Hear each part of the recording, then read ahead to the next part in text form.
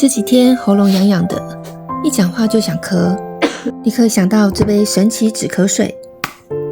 一颗苹果加半颗洋葱的完美组合，其中含有天然的抗炎成分，可减轻感冒带来的不舒服。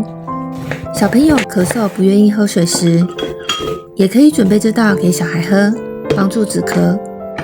倒一杯温热地喝，不是立刻见效，但喉咙真的会比较舒服，身体暖了，咳嗽也会慢慢安静下来。在不舒服的日子里，记得用一杯苹果洋葱水，陪身体慢慢恢复。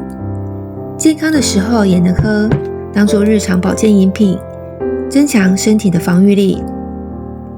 手脚容易变冷的女生，也可以加入红枣或一片姜片，风味也很棒哦。